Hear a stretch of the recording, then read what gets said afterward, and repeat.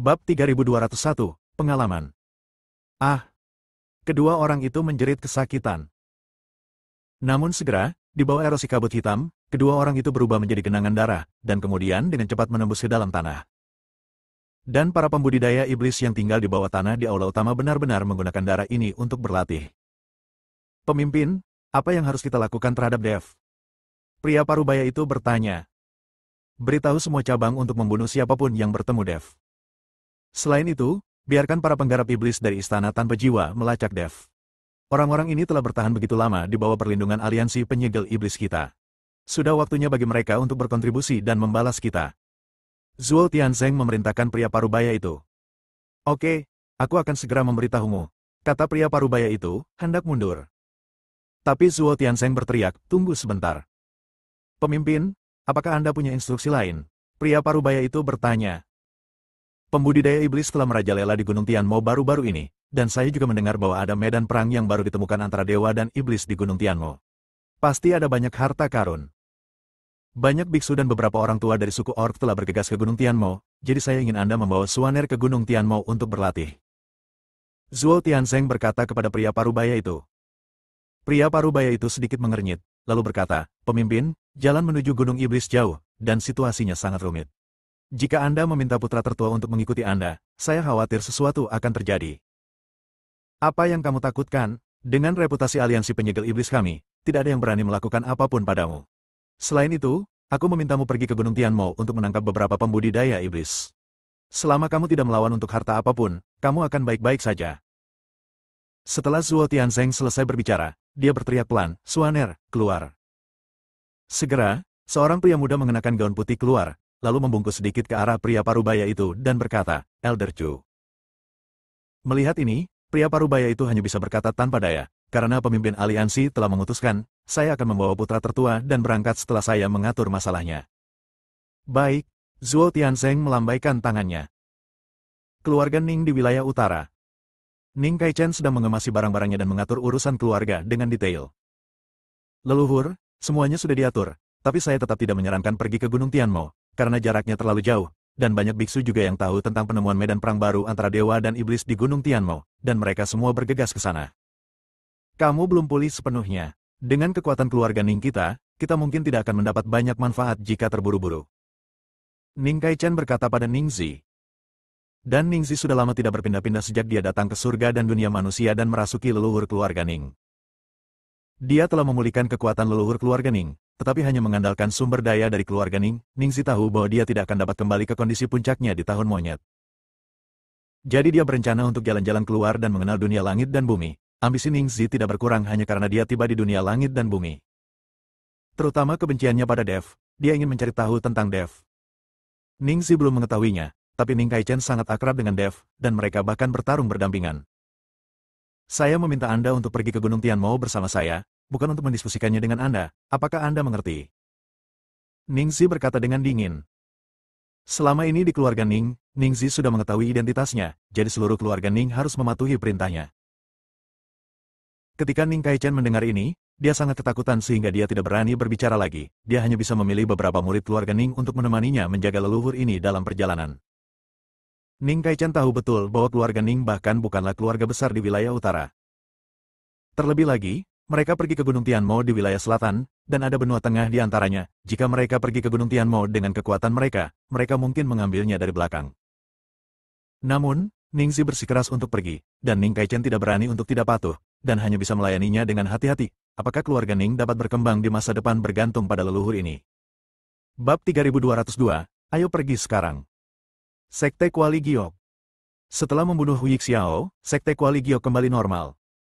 Dev sedang menunggu Huo Feng kembali. Jika Huo Feng benar-benar membawa Kaisar Iblis dan Raja Binatang dari suku binatang, mungkin akan ada perselisihan. Tidak ada yang mengira kota Raja Mingli akan binasa begitu cepat. Sekarang Yihe bertanggung jawab atas dua kota sendirian, kota kekaisaran lainnya pasti akan iri, dan mungkin mereka akan memanfaatkan Yihe. Jadi Dev harus menunggu dan melihat. Jika Kaisar Iblis dan Raja Binatang lainnya benar-benar ingin mengambil tindakan, Dev dan Yihe tidak perlu takut. Jika itu hanya Yihe sendiri, itu pasti bukan lawannya.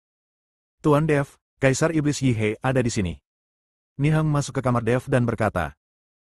Ketika Dev mendengar bahwa Yihe akan datang, dia tahu bahwa Huo Feng pasti kembali, jadi dia buru-buru mengikuti Niheng ke aula utama Sekte Kuali Giok.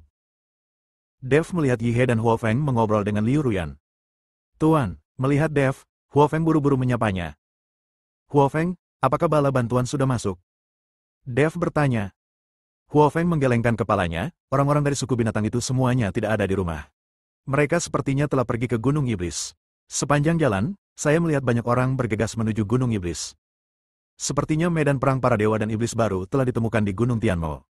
Belum pernah diinjakkan sebelumnya, pasti ada banyak harta karun di dalamnya. Gunung Tianmo, medan perang baru antara dewa dan iblis. Mata Dev berbinar. Penatua hantu Gunung Iblis berada di Gunung Tianmo, dan lembah roh darah Jindong dan Luosi tidak jauh dari Gunung Tianmo. Dev berencana pergi ke Gunung Tianmo, tetapi dia tidak menyangka Gunung Tianmo akan menemukan medan perang baru antara dewa dan iblis.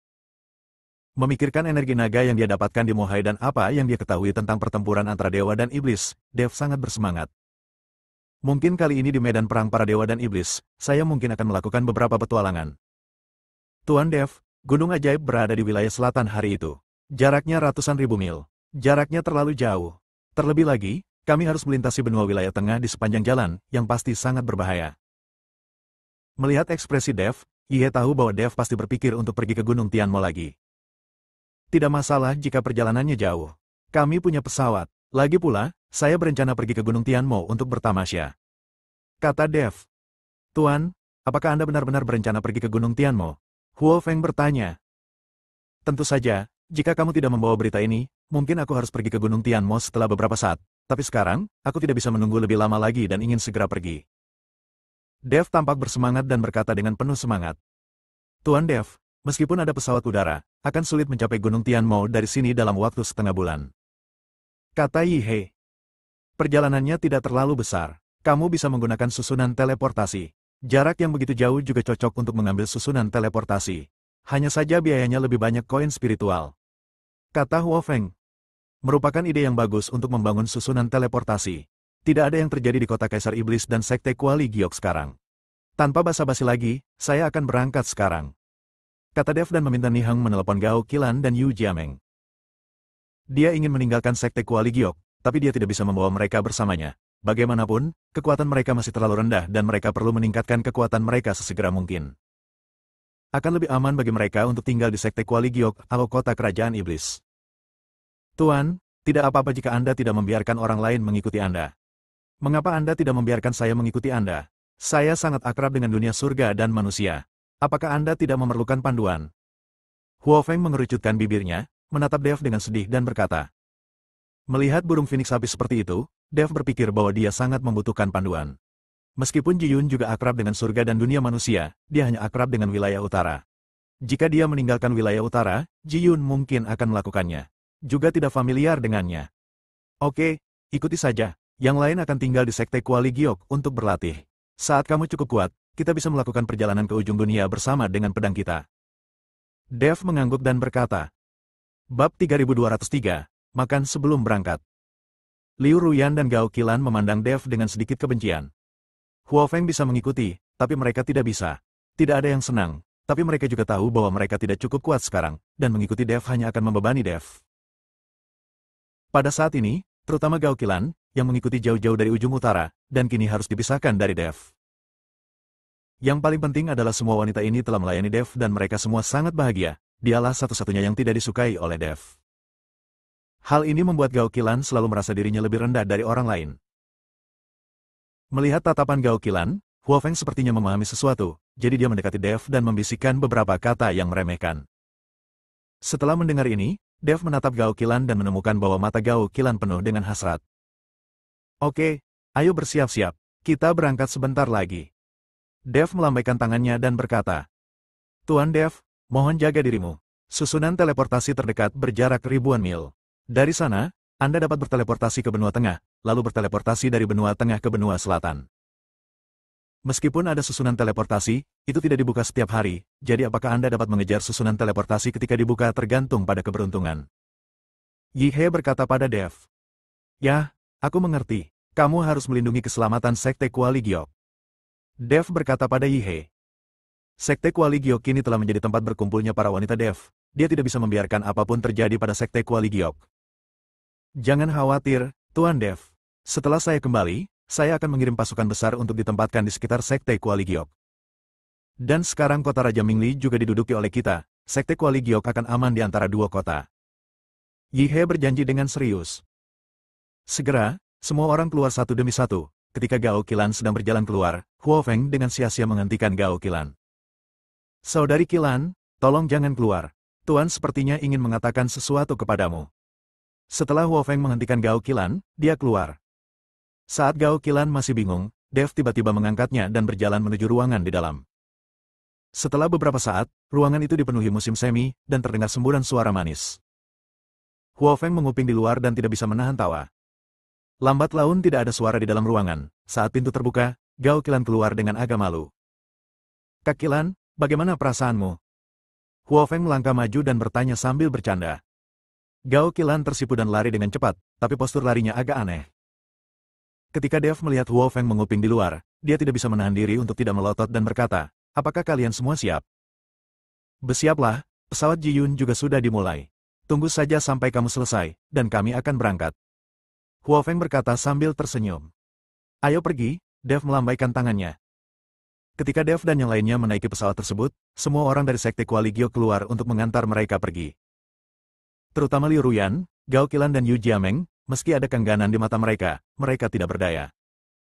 Pesawat itu perlahan mulai lepas landas, dan semua orang di Sekte Kuali Giok melambaikan tangan. Mereka tidak tahu berapa lama waktu yang dibutuhkan Dev untuk kembali setelah pergi. Mereka tidak tahu berapa lama waktu yang dibutuhkan untuk bertemu lagi. Sekarang yang bisa dilakukan Liu Ruyan dan yang lainnya hanyalah berlatih keras dan meningkatkan kekuatan mereka secepat mungkin. Hanya dengan begitu mereka bisa menjadi penolong Dev dan bukannya menjadi beban. Pesawat itu terbang perlahan menuju kejauhan, sampai tidak ada jejak dari pesawat itu. Gao Qilan dan yang lainnya masih enggan pergi, memandang ke langit dengan tenang. Huo Feng, seberapa sering susunan teleportasi ini terbuka? Dev melihat ke langit di luar jendela dan bertanya pada Huo Feng. Saya tidak tahu. Tidak ada waktu pasti untuk membuka susunan teleportasi, karena setiap kali susunan teleportasi dibuka, banyak sumber daya yang dikonsumsi. Jika lebih sedikit orang yang menggunakan susunan teleportasi, maka Anda perlu tunggu sampai ada cukup orang untuk membukanya. Tapi kali ini ada medan pertempuran antara dewa dan iblis di Gunung Tianmo. Diperkirakan banyak orang yang pergi ke Gunung Tianmo, jadi waktu aktivasi susunan teleportasi ini akan sangat singkat. Huo Feng menjelaskan. Dev mengangguk setelah mendengar ini, dia tidak berbicara, tetapi melihat pemandangan di luar jendela dengan bingung. Bab 3204, Orang Barbar. Setelah seharian terbang, pesawat itu perlahan mendarat di kota kecil dengan susunan teleportasi. Menyingkirkan pesawat itu, Dev dan yang lainnya menuju ke lokasi susunan teleportasi. Setelah semua orang membayar jutaan koin spiritual, ketiganya memenuhi syarat untuk memasuki susunan teleportasi. Setelah pemeriksaan berlapis-lapis, Dev dan 3 orang lainnya akhirnya melihat pola formasi sepanjang ratusan meter di depan mereka. Ini adalah formasi teleportasi. Garis formasi ini sangat kompleks, dan ada juga aliran cahaya dan arus bawah di dalamnya, memancarkan aura kuno. Ini adalah formasi teleportasi sisa dari zaman kuno. Dengan level biksu di dunia surga dan umat manusia saat ini, tidak ada yang bisa mengeluarkan formasi sebesar itu. Di masa lalu, ada banyak susunan teleportasi seperti ini di alam surgawi dan manusia. Lagi pula, alam surgawi dan manusia sangat luas dan luasnya ratusan atau ribuan kali lebih besar dari dunia sekuler. Dengan susunan teleportasi, waktu tempuh antara dua tempat bisa sangat dipersingkat. Namun, formasi sebesar itu membutuhkan pemeliharaan dan aktivasi yang sangat intensif sumber daya. Oleh karena itu, banyak susunan teleportasi yang rusak atau hancur, dan tidak banyak susunan teleportasi yang tersisa. Mungkin karena berita tentang Gunung Tianmo telah menyebar, tetapi ada ratusan biksu di sekitar susunan teleportasi saat ini. Tetapi di pintu masuk susunan teleportasi, terdengar suara berisik, apakah susunan teleportasi diaktifkan? Kami telah menunggu selama 3 hari, dan sekarang ada ratusan orang. Mengapa belum diaktifkan? Hanya saja, itu terlalu banyak. Kami telah membayar jutaan koin roh dan kami masih harus menunggu tanpa henti. Kalian dari Istana Juman sungguh serakah. Sekelompok biksu berteriak dengan keras, dan di depan mereka ada 2 orang yang tingginya lebih dari 2 meter, sangat besar, dan memakai aksesoris tulang binatang. Kedua orang ini menghadapi tuduhan dari banyak biksu bahkan tanpa memandangnya, seolah-olah mereka tidak mendengarnya. Di belakang mereka, jalan menuju susunan teleportasi sedang ditutup saat ini. Ada ratusan orang di sini, mengapa susunan teleportasi belum dimulai? Jika terlalu banyak orang yang diteleportasi sekaligus, susunan teleportasi akan kelebihan beban, dan akan rusak, yang berbahaya. Huo Feng melirik para biksu gelap di sekitarnya dan berkata tanpa sadar. Orang-orang di Istana Juman sangat rakus, bahkan lebih serakah daripada ayahku. Sulit bagi begitu banyak orang untuk duduk di susunan teleportasi kali ini. Mereka pasti akan menghasilkan banyak uang. Tunggu dan lihat saja, mungkin akan ada kenaikan harga sementara. Ji Yun berkata sedikit tak berdaya. Geng macam apa Istana Juman ini?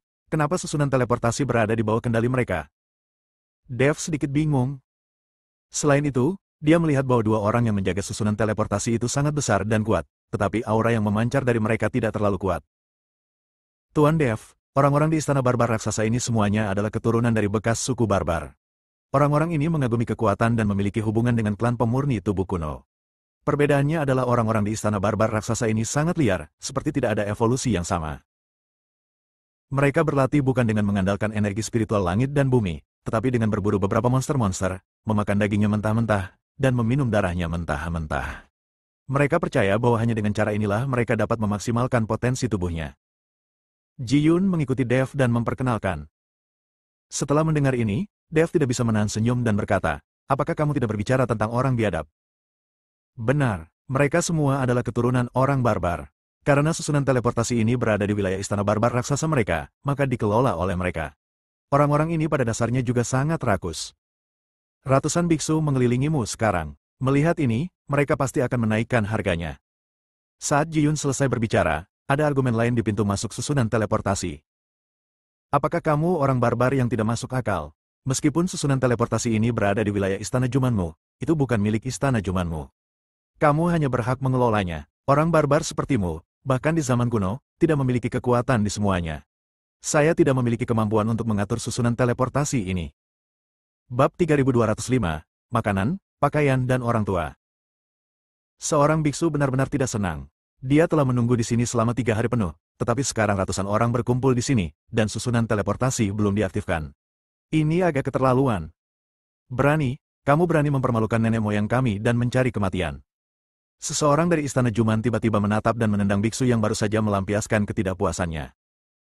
Biksu itu secara naluriah ingin menghindar, tetapi ada orang di sekitarnya dan tidak ada ruang untuk menghindar. Bang! Beku itu diusir dan kemudian terjatuh ke belakang kerumunan.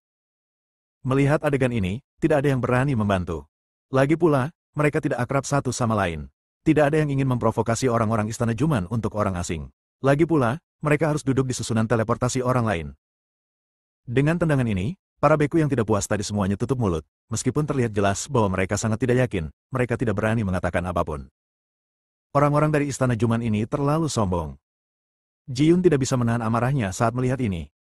HMPH, mereka hanyalah sekelompok orang barbar. Sekarang mereka menjaga susunan teleportasi. Mereka benar-benar menganggap diri mereka serius. Huo Feng mendengus dingin, dan juga sangat tidak puas dengan tindakan orang-orang di Istana Juman ini. Dan dua orang dari Istana Juman melihat bahwa semua biksu menjadi jujur, menundukkan kepala dan tidak berkata apa-apa, dan wajah mereka menjadi semakin sulit diatur. Menurut pendapat mereka, para beku yang menggunakan susunan teleportasi adalah ikan dan daging mereka, dan mereka dapat disembelih sesuka hati. Jika kamu memukul seseorang jika kamu tidak setuju, apakah kamu terlalu mendominasi? Melihat tidak ada yang maju, Dev berbicara sekarang. Siapa yang berani ikut campur urusan orang lain? Seseorang dari Istana Juman melihat sekeliling dan berteriak. Pada saat ini, semua orang memberi jalan, dan Dev serta 3 lainnya perlahan melangkah maju.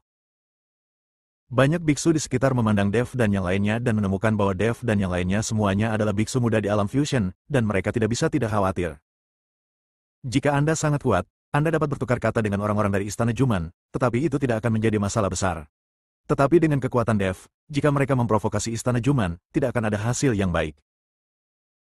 2 orang dari Istana Juman yang menjaga pintu masuk susunan teleportasi, melihat bahwa Dev dan yang lainnya hanya berada di alam fusion, dan mereka segera mencibir. Siapa yang baru saja ikut campur? Seorang pria dari Istana Juman memandang Dev dan yang lainnya dan bertanya. Apakah ini aku? Dev berkata perlahan, terlalu berlebihan untuk memukul seseorang jika Anda tidak setuju.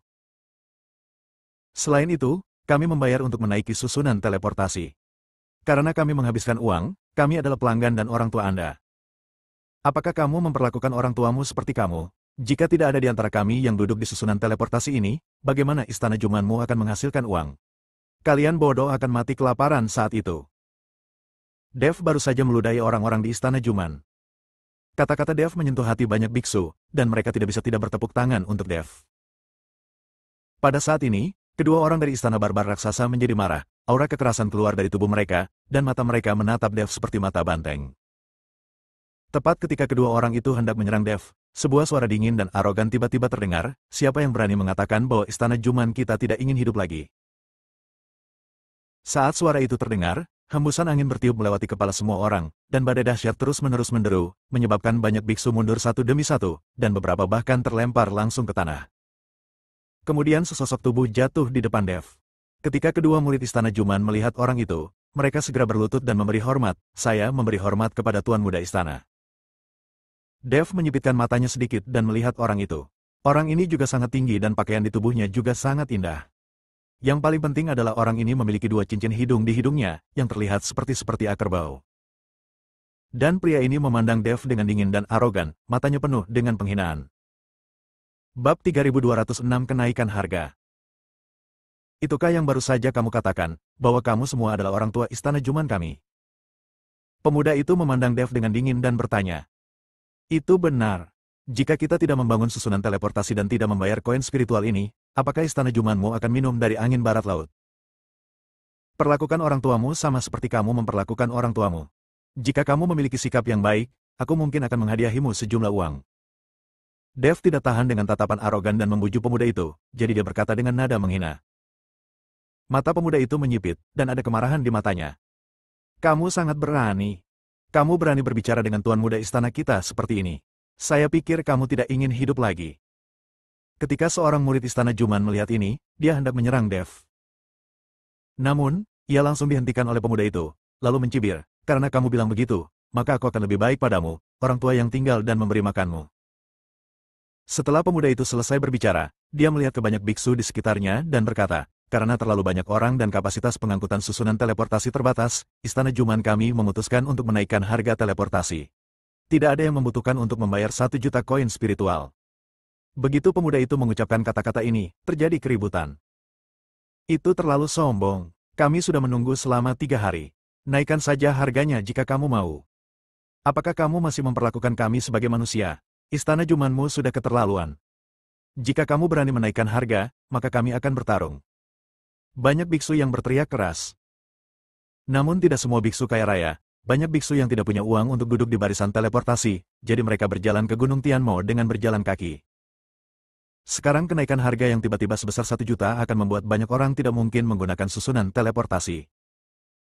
Dihadapkan pada pertentangan semua orang, pemuda itu tampaknya tidak khawatir sama sekali. Malah dia berkata sambil mencibir, jika kamu tidak menyukai harganya yang mahal, kamu tidak perlu menggunakan susunan teleportasi ini sama sekali. Kamu juga bisa bekerja keras, tapi tanpa Istana Juman kita, siapa yang tidak bisa berpikir untuk mengaktifkan susunan teleportasi? Setelah mengatakan itu, pemuda itu memandang Dev dan berkata, bagaimana pendapatmu tentang sikapku terhadap orang tuaku? Saat ini, tidak ada yang berani berteriak.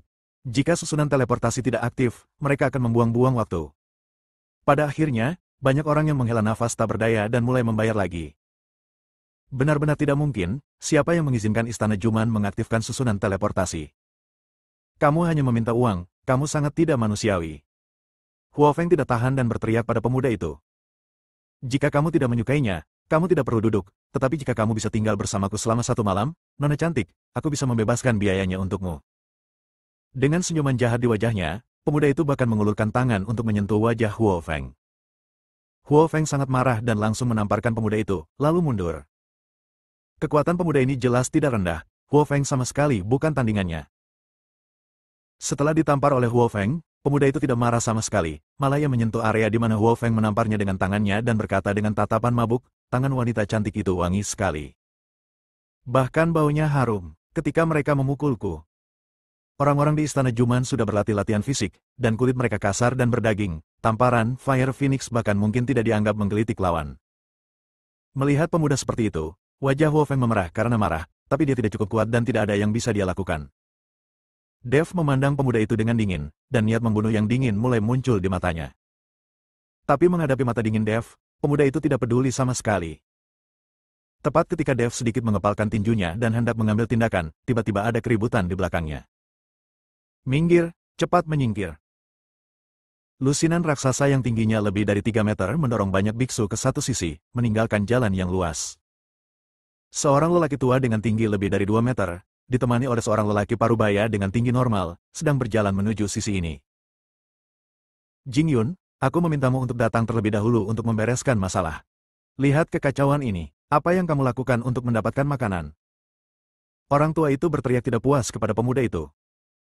Bab 3207, konsekuensinya adalah risiko Anda sendiri. Ayah, aku datang ke sini untuk membereskan masalah, tapi ada orang yang membuat masalah. Sekarang aku sudah membayar tambahan 1 juta agar mereka tetap jujur. Pemuda itu buru-buru berjalan menuju lelaki tua itu.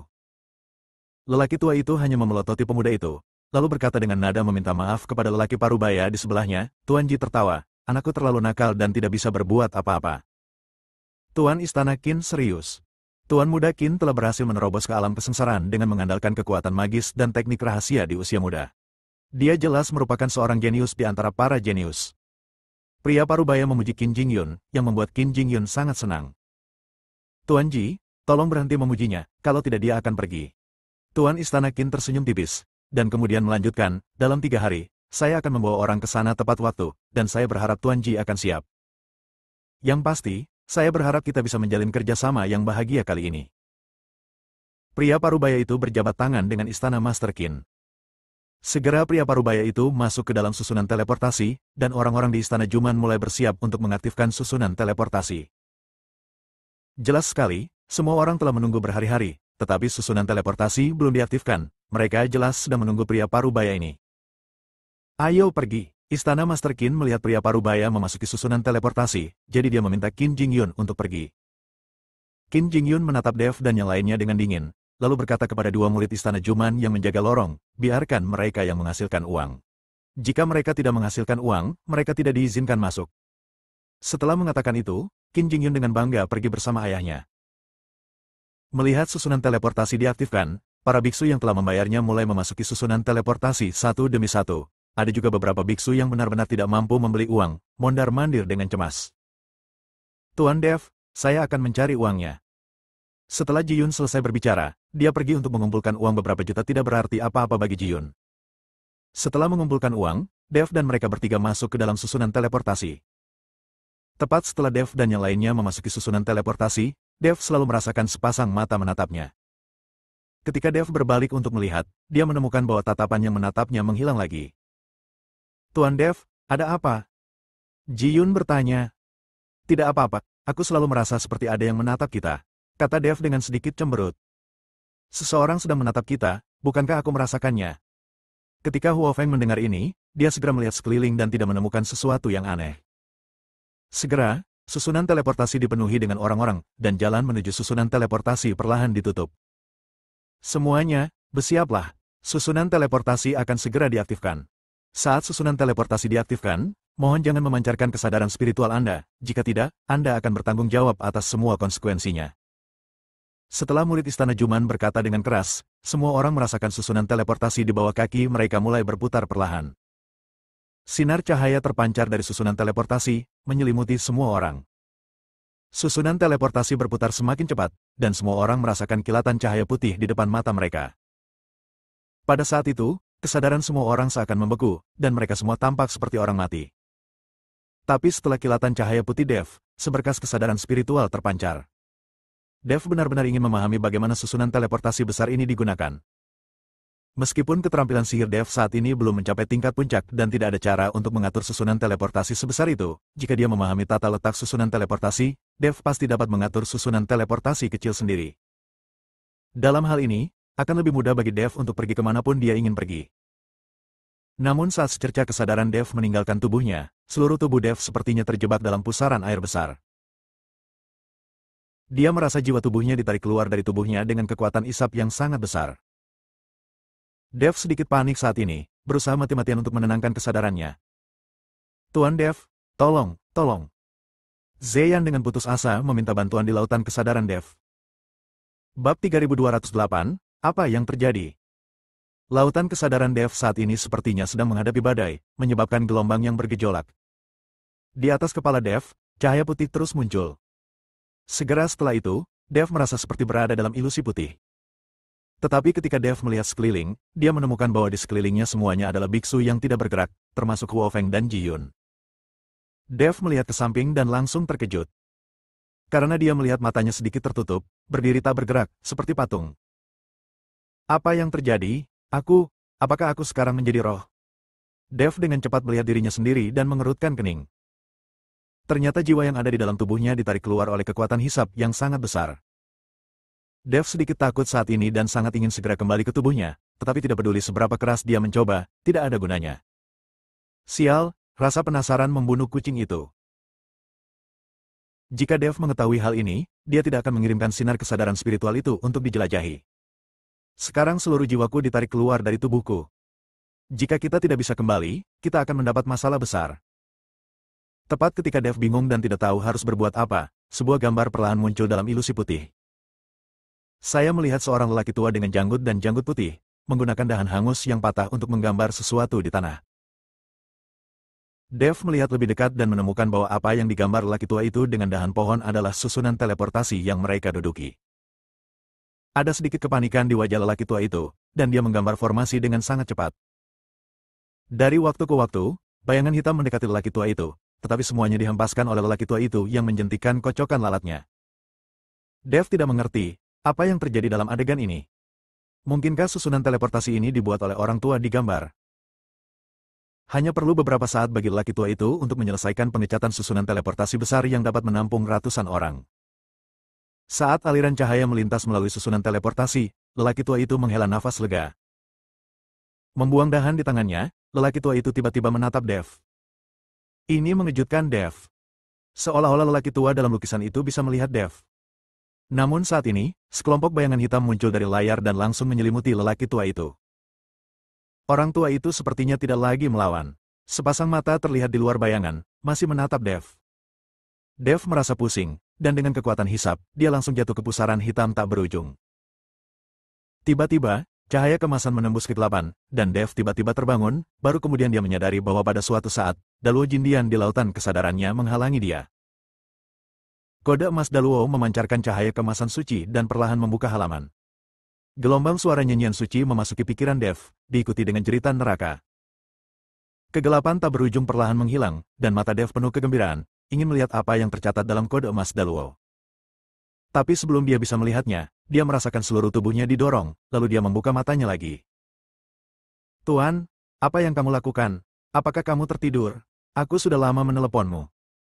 Huo Feng mendorong tubuh Dev dengan keras dan berkata. Wajah Dev masih penuh kebingungan saat ini, dia melihat sekeliling dan menemukan bahwa mereka berada di hutan yang luas. Di sekitar mereka, banyak biksu telah pergi, namun masih ada belasan biksu yang berdiri tak bergerak, seperti tiang kayu. Tak seorang pun di sekitar mereka memperhatikan para biksu yang tidak bergerak ini. Tuan Dev, Anda akhirnya bangun. Baru saja kami mengira jiwa Anda dikirim ke tempat lain seperti orang-orang ini. Melihat Dev membuka matanya, Ji Yun berkata dengan percaya diri. Apa yang sebenarnya terjadi? Dev masih belum mengerti, apakah yang dialaminya barusan hanya mimpi. Bab 3209, tidak meminta pelanggan. Tuan Dev, ketika kami berteleportasi ke sini, Anda tidak pernah sadar. Selama proses teleportasi, kesadaran semua orang tertutup, seperti orang mati. Namun, setelah diteleportasi, kesadaran akan pulih, tetapi kamu tidak pulih, yang membuat kami berdua takut. Ji Yun mengikuti Dev dan menjelaskan. Bagaimana dengan orang-orang ini? Dev bertanya sambil menunjuk ke selusin biksu yang tidak bergerak di sekitarnya. Mereka semua mati. Setiap kali susunan teleportasi diaktifkan, selalu ada orang pintar yang menyebarkan kesadaran spiritualnya dan ingin melihat kekuatan susunan teleportasi. Orang-orang ini tidak patuh. Setelah memancarkan kesadaran spiritual mereka, kesadaran mereka dilucuti oleh susunan teleportasi. Meskipun mereka tidak mati, tidak diragukan lagi mereka juga ikut mati. Seorang biksu berusia 40-an berkata ketika dia melewati Dev dan yang lainnya. Pada saat ini, Dev juga memikirkan situasinya sendiri pada saat itu, dan situasi mengikuti orang-orang ini persis sama. Itu juga karena keingintahuannya sehingga dia memancarkan sinar kesadaran ilahi, dan itulah mengapa susunan teleportasi memasukkan seluruh jiwanya ke dalam tubuhnya. Untungnya, pada saat kritis, Daluo Jindian di lautan kesadaran menyelamatkan nyawanya. Dev sedikit takut saat ini, tetapi mengingat kejadian yang dia alami, Dev menemukan bahwa ketika lelaki tua itu sedang menyiapkan susunan teleportasi, Dev mengingat semua yang ada di pikirannya. Dengan kata lain, jika Dev memiliki kekuatan yang cukup sekarang, dia dapat mengikuti instruksi orang tua itu dan mengatur susunan teleportasi yang besar ini. Memikirkan hal ini, Dev menjadi bersemangat lagi. Tuan Dev, ayo cepat pergi. Kota terdekat di sini mungkin ribuan mil jauhnya. Jika hari mulai gelap, mungkin ada monster di tempat ini. Ji Yun mengingatkan Dev yang tertegun. Oke, Dev mengangguk, lalu melihat ke pegunungan dan hutan di sekitarnya, dan berkata dengan sedikit kebingungan, kita diteleportasi oleh susunan teleportasi, bukankah kita harus diteleportasi ke susunan teleportasi lain? Bagaimana kamu bisa diteleportasi ke tempat ini? Sepertinya tidak ada susunan teleportasi di sini. Dev sangat bingung. Dalam pemahamannya, ini seperti teleportasi antara dua susunan teleportasi. Bagaimana mereka bisa diteleportasi ke hutan belantara ini? Tuan, susunan teleportasi yang Anda sebutkan adalah transmisi dua arah yang tetap, tetapi susunan teleportasi yang kami buat tidak demikian. Susunan teleportasi ini hanya akan memindahkan orang ke area umum. Lokasi setiap teleportasi tidak sama, tetapi tidak banyak perbedaan. Berbicara tentang susunan teleportasi ini setara dengan merobek ruang dan waktu, memungkinkan setiap orang melewati celah ruang dan mencapai tujuan yang mereka inginkan. Namun, terkadang ketika susunan teleportasi tidak berfungsi, orang akan diteleportasi ke tempat lain. Karena waktu dan ruang terganggu, lokasi teleportasi juga akan diimbangi. Huo Feng mengikuti Dev menjelaskan. Setelah mendengarkan penjelasan Huo Feng, Dev akhirnya mengerti, jadi mereka segera keluar dari hutan. Ji Yun menemukan ruang terbuka dan melepaskan pesawat tersebut. Mereka berencana untuk membawa pesawat tersebut ke kota terdekat untuk beristirahat dan membuat rencana lebih lanjut. Tapi saat pesawat Ji Yun dilepaskan, banyak biksu berkumpul di sekitarnya. Rekan Tao, berapa biaya untuk menaiki pesawatmu? Seseorang bertanya pada Ji Yun. Maaf, saya sendiri yang terbang dengan pesawat ini dan saya tidak meminta penumpang. Ji Yun melambaikan tangannya. Rekan Tao, kamu benar-benar cukup kaya untuk memiliki pesawat sebesar itu. Tapi demi kenyamanan, kenapa kamu tidak membiarkan kami menumpang? Orang lain maju dan mengikuti Ji Yun untuk mendekatinya. Saat Ji Yun hendak berbicara, dia melihat Tuan Ji, yang mengikuti penguasa istana Juman, berjalan mendekat dan naik ke pesawat tanpa penjelasan apapun. Ji Yun sedikit mengernyit dan hendak marah, tapi dihentikan oleh biksu di samping. Bab 3210, Kota Kuning dan Biru. Rekan Daoi, ini Tuan JR. Dia bisa menaiki pesawat Anda. Ini adalah berkah Anda. Di Kota Kuning dan Biru di depan Anda, keluarga Ji adalah keluarga terbesar. Jika Anda ingin pergi ke kota di depan untuk beristirahat, maka jangan menyinggung JR. Tuhan. Biksu itu berbisik pada Ji Yun. Keluarga Ji? Ji Yun tertegun, lalu ada sedikit keterkejutan di wajahnya, karena ayahnya pernah mengatakan bahwa kampung halaman mereka berada di wilayah tengah, dan mungkin tuan kedua Ji ini adalah kerabatnya. Memikirkan hal ini, Ji Yun hendak bergegas maju dan mengikuti pihak lain untuk mengenali kerabatnya, tapi dia ditahan oleh Dev. Biarkan orang-orang ini naik dulu. Dev berkata pada Ji Yun. Ji Yun tidak mengerti apa yang dimaksud Dev, tapi dia mengikuti instruksi Dev dan berkata kepada para biksu di sekitarnya, karena kita sedang dalam perjalanan, ayo kita semua naik pesawat. Ketika Ji Yun mengatakan ini, banyak biksu yang berterima kasih padanya satu demi satu. Segera, pesawat itu mulai dan terbang menuju kota di depan. Tuan kedua Ji itu duduk di depan, tapi tidak ada orang di sekitarnya yang berani duduk. Semua orang berkerumun di belakang, mungkin karena takut memprovokasi dia. Tuan Dev, kenapa Anda tidak membiarkan saya naik dan bertanya? Mungkin tuan kedua Ji ini adalah kerabat saya. Ji Yun berkata pada Dev dengan bingung. Sebaiknya kau tidak membeberkan urusan keluarga Ji dulu. Saat kita sampai di Kota Kuning dan Biru, kita bisa menanyakan urusan keluarga Ji dan membuat rencana untuk waktu berikutnya. Kata Dev. Ji Yun tidak pernah bersama keluarga Ji sejak dia masih kecil, sehingga anggota keluarga Ji tidak mengenalnya, bahkan mereka tidak memiliki perasaan apapun padanya. Tanpa mengetahui apapun tentang keluarga Ji, jika Ji Yun gegabah mengakui kerabatnya, Dev takut terjadi kesalahan. Jika Anda ingin tahu tentang kota Huanglan, tanyakan langsung kepada saya. Saya telah tinggal di kota Huanglan selama lebih dari 10 tahun. Biksu yang mulai menghentikan kemarahan Ji Yun datang. Dev melihat biksu ini, dia tidak tinggi, dengan mulut lancip dan pipi monyet, tapi matanya cerah. Sekali lihat beku ini, dia adalah tipe orang yang rakus akan uang dan penuh nafsu. Dev tidak mengajukan pertanyaan apapun, dia hanya mengeluarkan 1 juta koin spiritual dan melemparkannya kepada biksu itu. Mengambil uang itu, biksu itu sangat gembira sehingga dia membuka mulutnya lebar-lebar dan berkata dengan cepat, apapun yang ingin kamu tanyakan, tanyakan saja. Saya akan menceritakan semua yang saya tahu. Izinkan saya bertanya, apakah keluarga Ji adalah keluarga terbesar di Kota Kuning Biru ini? Apakah ada penguasa kota di Kota Kuning Biru? Dev bertanya pada biksu itu. Tentu saja keluarga Ji adalah yang terbesar. Ada penguasa kota di kota kuning biru ini, tapi dia juga boneka. Semua orang tahu bahwa keluarga Ji memiliki keputusan akhir di kota kuning biru ini. Tahukah kamu mengapa kota ini disebut kota kuning dan biru? Biksu itu bertanya secara misterius. Dev menggelengkan kepalanya. Lihat, apa warna pakaian Tuan Ji? Biksu itu menunjuk ke arah Tuan Ji di depan dan berkata. Dev melihatnya sekilas lalu berkata, gaun biru muda. Benar, ada bos lain di keluarga Ji, yang merupakan kepala keluarga Ji saat ini. Mereka semua memakai pakaian kuning, sehingga kota ini kemudian disebut kota kuning dan biru. Biksu itu menjelaskan. Maksudmu, keluarga Ji dikendalikan oleh 2 saudara laki-laki. Kudengar ada 3 saudara laki-laki di keluarga Ji. Namun, bertahun-tahun yang lalu, adik bungsu dari keluarga Ji meninggalkan keluarga Ji demi seorang wanita dan tidak terdengar kabarnya lagi. Sekarang hanya 2 saudara laki-laki inilah yang memegang kendali. Keluarga Ji. Kata biksu itu. Begitu biksu itu selesai berbicara, wajah Ji Yun tiba-tiba menunjukkan kegembiraan. Bukankah ini membicarakan tentang ayahnya yang ada di sini? Tepat ketika Ji Yun sangat bersemangat dan ingin mengungkapkan identitasnya, Dev menatapnya dengan dingin. Ji Yun menelan kata-katanya lagi. Tapi Ji Yun tidak tahu bahwa tidak jauh dari mereka, seorang biksu berjanggut sedang menatap mereka dari dekat. Bersambung.